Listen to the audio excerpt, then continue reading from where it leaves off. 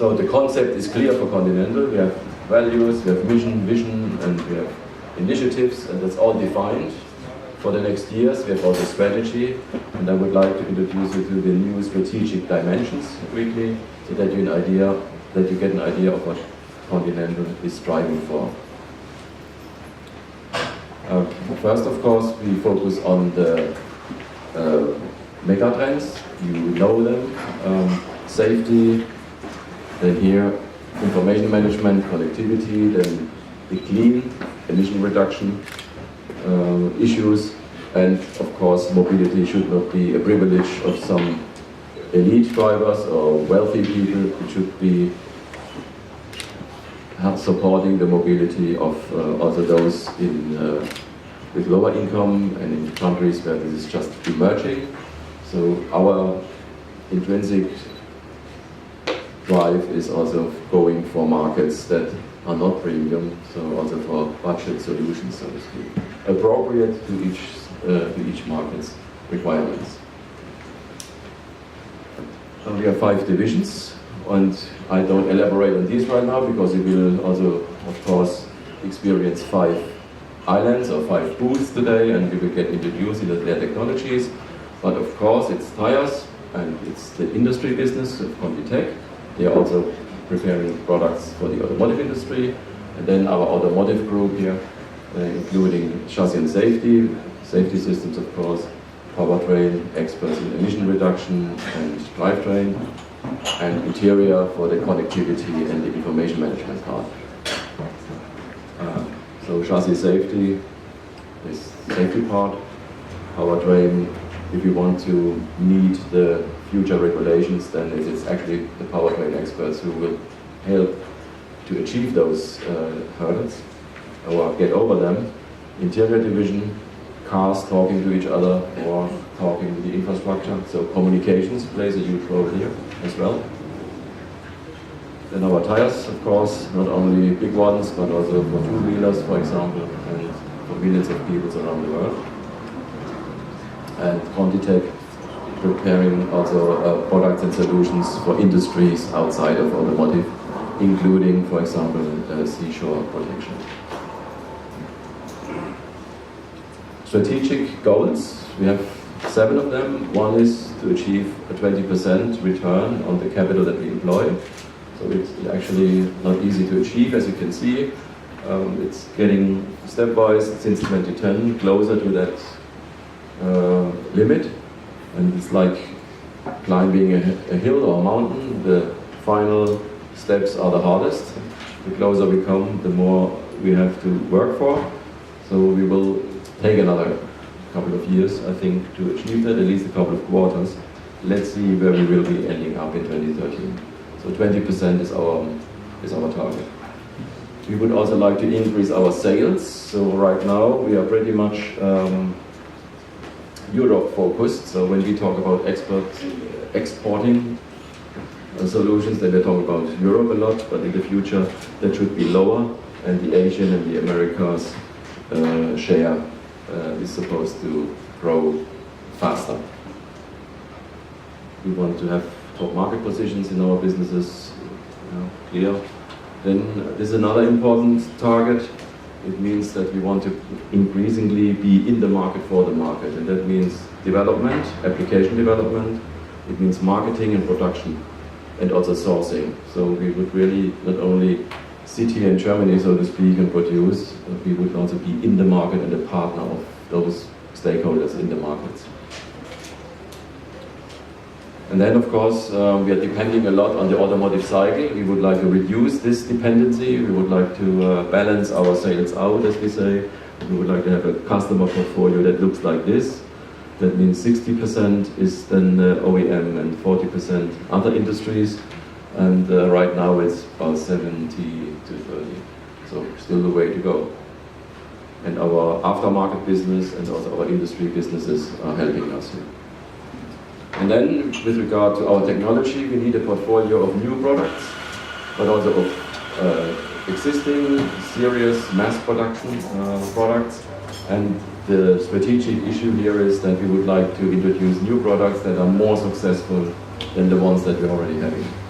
And one example right now on which we are working is automated driving.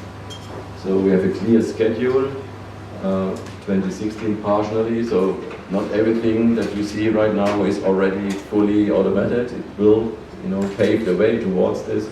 We are still in an early stage. 2020, we think highly automated driving makes sense. A lot of assistance systems, and the full version should be technically then available in 2025. And that is some example of which we think we can grow gradually into that with what you see here on the track on the test today. And here you see a group of happy people, that's our board. And here you see also our new logo. We are refreshing this also because we have a composition of various cultures, as I mentioned. And the idea is, of course, to bring everyone together under one roof, one headline, and that is Continental, with a more prominent horse, more stylish. I say it has a lot of self-esteem, but it's not aggressive. And the tagline will be the future in motion. You will see it here and there. This meeting today, of course, is carrying the old brand still because we're just rolling that out. So since about 3 weeks right now, we've been implementing our new logo and design. Now we come to the agenda. Right now we are here at the brief overview. Then you get through 5 booths, as I already mentioned, basically the ones that you saw already, automated driving, then the connectivity, then electrification. This is our powertrain team that's working on that. Of course, tires, not ordinary tires, ultra high performance tires, of course. And engineering green value, our Continental team is working on that. So you have here chassis safety, interior, powertrain, tires, and Continental. Then looking at things is important, but doing things, experiencing things directly through handling is even more important. You will have that opportunity as well. I welcome you at the topic island of engineering green value. As you can see, green value, we will present products for the environmental protection. You can see the megatrends in the automotive industry, not only Continental, but the whole automotive industry, with safety. Of course, safety is the most important. The environment, information, communication, and also the affordability. So we are speaking about the environmental. The car of the future has to be same performance like before. It means the downsizing of the motors will be compensated by our systems. They have to be developed for more pressure, for more temperature, and of course also for the production of the different products. Our maxim, as I told you, is engineering green value, and now I'll show you what we mean when speaking about our maxim. We speak of protection of resources, we speak of climate protection, and we increase the efficiencies of the different systems. That means, of course, reduction of consumption, lightweight products, exhaust after treatment products, and what I've already said, the downsizing of the motors.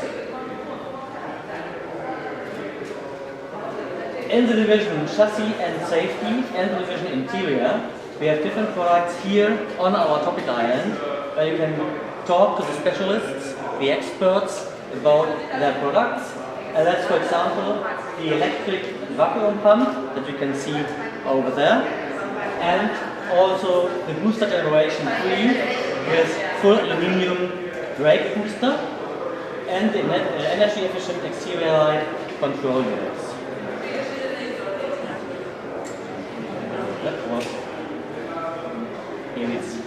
So they will, or he will talk to you about combustion systems, drivetrain, efficiency and performance systems, and last but not least, the exhaust after treatment. The division Continental, the rubber division Continental, most of the products are made of rubber.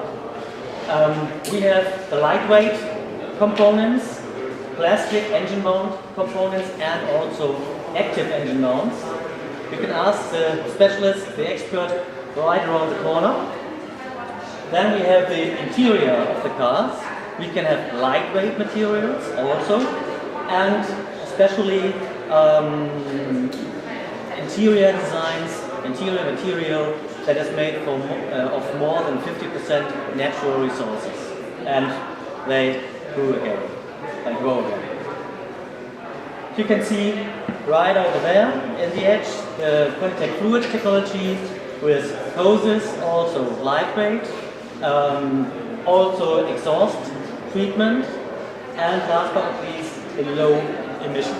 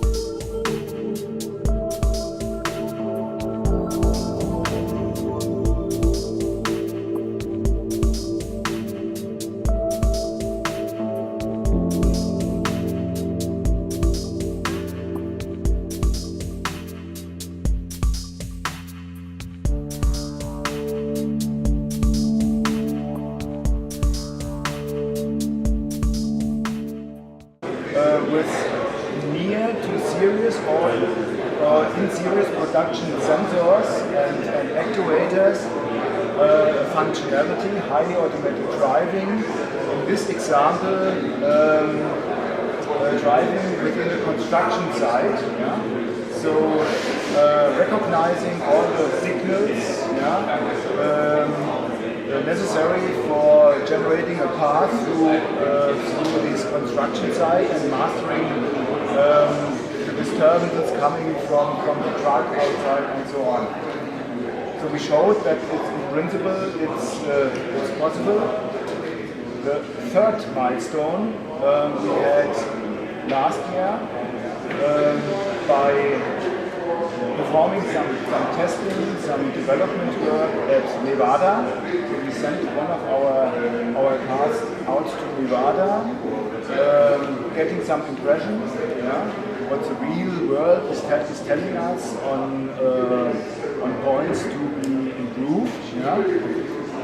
And within this development work, getting mileage, and then we got the license plate for, and then we are able to further test our vehicles at Nevada. We're the first supplier getting this license plate.